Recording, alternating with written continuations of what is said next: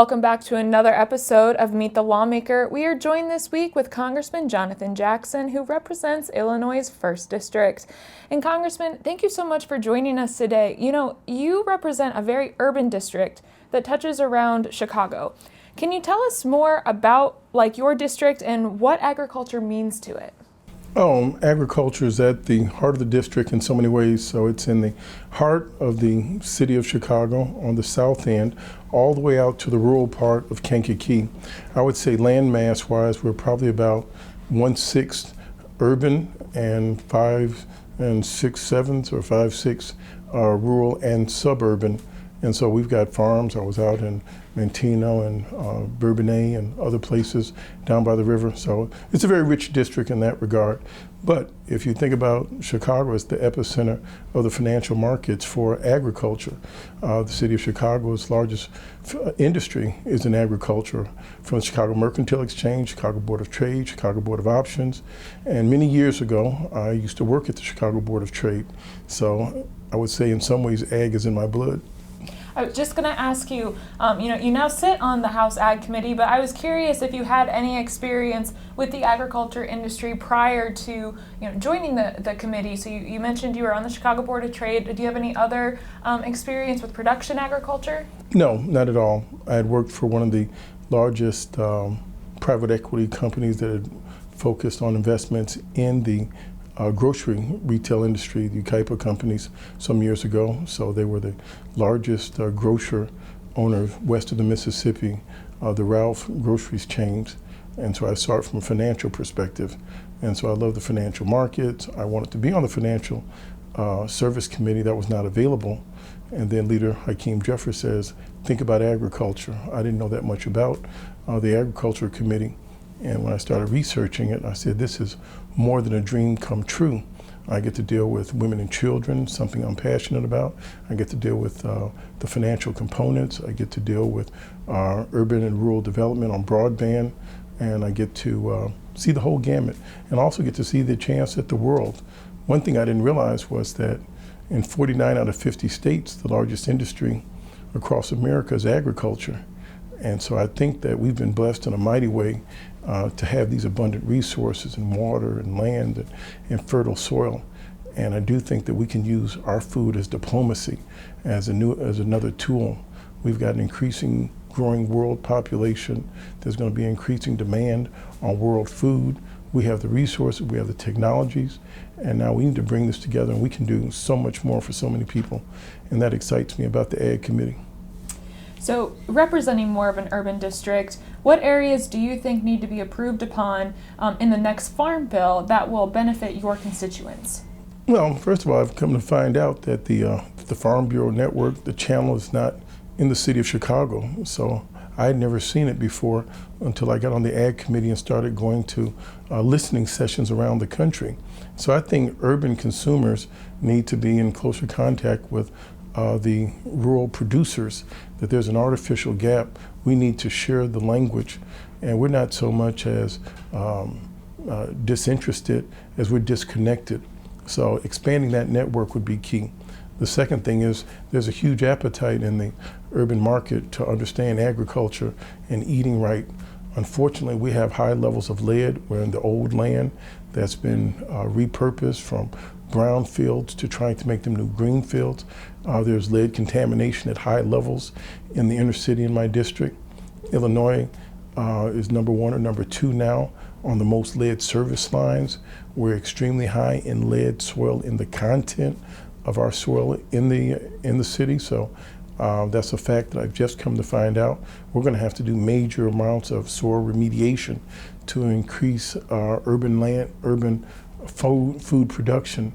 Food production in urban markets is going to be hot. It's going to be growing.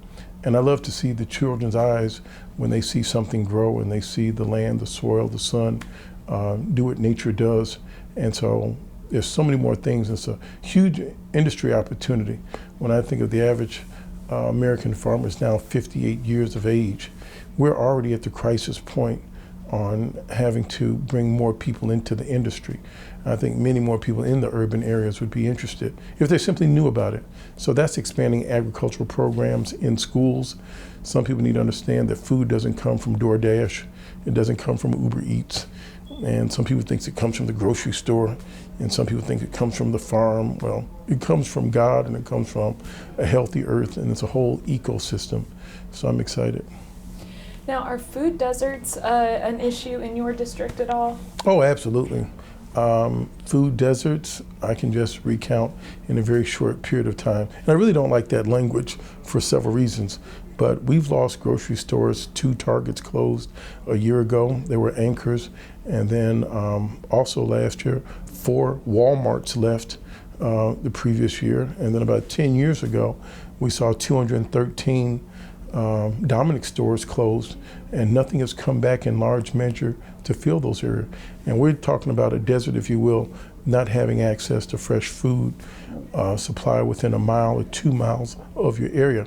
And the reason I find the language of a food desert a bit disconcerting, if you look at Chicago, Detroit, Memphis, and Buffalo, New York, these are cities now that are 100, 150 years old that used to have grocery stores.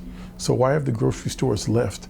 It's not a desert as in an area that cannot grow food or has not had any inhabitants to live there. The grocery stores were there, now they're gone. That's a matter of policy. We have to make sure we create an economic model that is affordable, financeable, be it through urban co-ops, that how can we make sure there's sustainable food?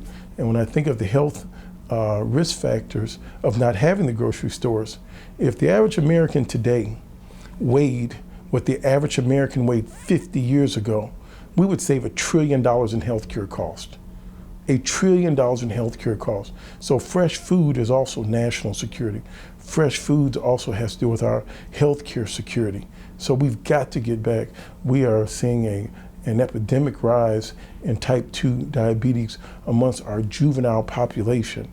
That's a function of what the food that they're eating. So we have to turn that around. That's a huge priority for me, is making sure that there is food once again where there was food before. And whatever's in the food, we're going to have to challenge that in the future. So you also sit on the Foreign Affairs Committee. How are you working to promote agriculture priorities while on that committee? That's our priority. So I like a strong defense around the country, and I also like strong diplomacy. And diplomacy means that we don't necessarily need to lead with arms and missiles. We can lead with the technology that we have in food production. Think of it this way. I am 57 years of age, born in 1966.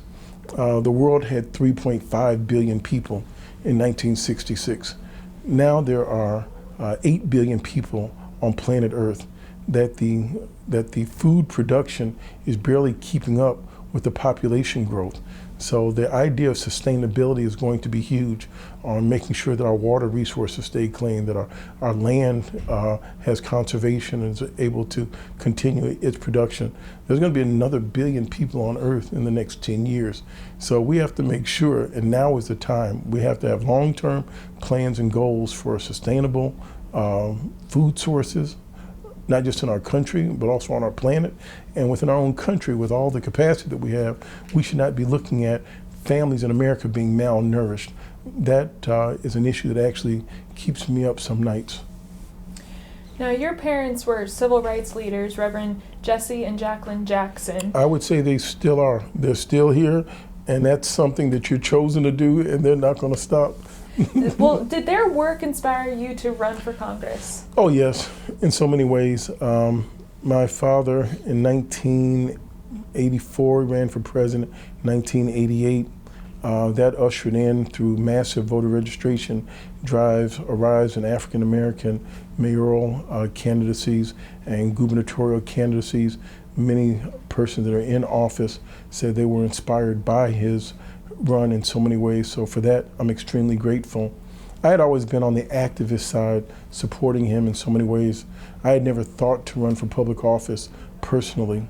So I'm a first-time candidate and a first-time elected official at 56 years of age last year when I ran. It was, for 30 years, my congressman was Congressman Bobby Rush. And unbeknownst to us, he announced January 3rd he wasn't seeking a re-election after 30 years. Many people didn't see it coming. By January 7th, he made an endorsement to an opponent. By January 12th, 17th, during the King holiday weekend, I continued to get calls. It was a draft movement. I was a teacher at the community college. I was a professor at a state university. I had been in private business. I was doing a radio program, and people started calling in, why don't you run? Why don't you run for office? And I said, okay. So I told my wife, or she might have overheard the conversation. I said, I think I'm gonna run. I'm an empty nester now. And the wife said, if that's what you wanna do, you should go for it. And I said, you seem hesitant about me running. She says, if you love someone, why would you want them to go into this business?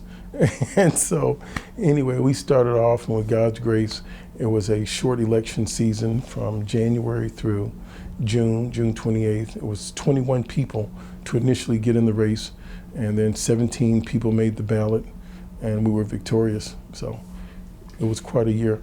So you have also dropped a bill that is looking at strengthening the civil rights accountability at USDA. Correct. Walk me through what made you want to focus on this area.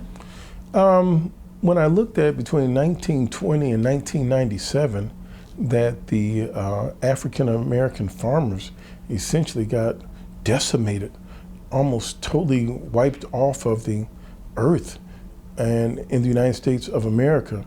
So for people that were the stewards of the land, that made cotton king in America, that did agricultural production before they had technology, that cleared the fields and planted their crops and were behind so much of the technology and innovation, that after slavery, 61 years later, from 1862, after President Lincoln created USDA, by 1920, that Jim Crow was running unabated.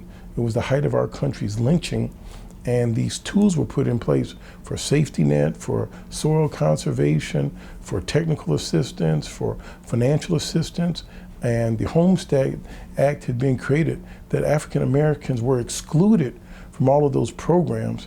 And I have to remind people that in the 1920s, the Ku Klux Klan was a mainstream organization. They marched right down here in 1925 on Pennsylvania Avenue. They were proud, they were unashamed, and African Americans got excluded from the USDA programs. That sustained family farmers. And I've met so many wonderful family farmers across the country in these listening sessions, but this is the same land that their parents and grandparents had that many African Americans were no longer able to keep. I went to a historically black college in North Carolina A&T State University, and I've seen my friends over the years lose their family farms. I didn't know why. I didn't grow up in an agricultural community. Now I see they didn't have access to the same tools, that you can't control the rain, you can't control the sun and the drought, but there were safety net programs to ensure that we kept this form of life. They were not extended to African Americans, so they were left out to the free markets, if you will, of the wind, the rain, the soil, where other people had the tools of the government to keep their families and keep their communities in place. So this doesn't fix the blame, nothing we can do about the past, but it ameliorates the condition and hopes to fix it in the future. And so some people get caught up in patterns and practices. They do it the same way. We don't lend to you because we've never lent to you. In private business, I've had that experience so many times. An African American showing up in private equity, well, what are you doing here? I want the same loan, I want the same investment under the same terms. Well, maybe there's another place for you to go. Well, there is no other place to go outside of USDA. This is a government-funded insurance for crop insurance, and I just want to make sure these African American farmers have access to the same tools, nothing different, nothing more, just have access to the same tool, and that's at the heart of the 14th Amendment of equal protection under the law. Mm-hmm. So for our last question, I want to touch a little bit on rural broadband. You have also launched several telecom, distribution, and construction businesses. How will you use that experience to help engage on issues related to rural broadband? Well, this thing called artificial intelligence is here now, and it's a genie that's gotten out of the bottle. It's not going back, and it's going to transform so many ways of life. Let me tell you something. About 3 weeks ago now, it was harvest time in Chicago, in the Illinois, shall I say. We don't harvest anything in Chicago. And I had a chance to go on a combine, and I'm proud to say I drove the tractor for, I think that was 2 acres. Oh, what a day of hard work. I think I stayed in the lines that were straight. But just looking at the instruments in there, and you could see the quality of the corn that was coming out, to see the nutrition of the corn, all the good technologies in there. And what's to lie in the future is that it's going to transform our economy again. All farmers need access to rural broadband just to be able to keep up. It's more efficient, it helps them. And when I saw that African Americans universities, the historically black colleges, the land grant colleges, that 82 of them were in broadband deserts, that you could see the pattern of technology in the new millennium has persisted. This isn't old technology, broadband, extraterrestrial satellites. This is new. And to see that there were carve-outs going from point A to C, you had to go through B, the black college, that they went from A to C and went around. It took more effort not to include the African American colleges. So, as a consequence, 82% of the black colleges are in broadband, isolated, if you will, segregated technological deserts. That's simply wrong. America is great when everyone can participate. America is great and beautiful when everyone has a chance. The discrimination in technology has to end. So pushing for broadband development is good for rural America. The family farmers and African Americans should not be excluded. So that's what the challenge and the push is for. And we don't know where genius comes from. As one farmer told me some time ago, we can count how many seeds are in the apple, but only God knows how many apples are in each seed. And so I want to make sure the playing field is level so people have access to live up to their full ambition and their full talent. Well, that's all we have time for today, Congressman. Thank you so much for joining us. Thank you.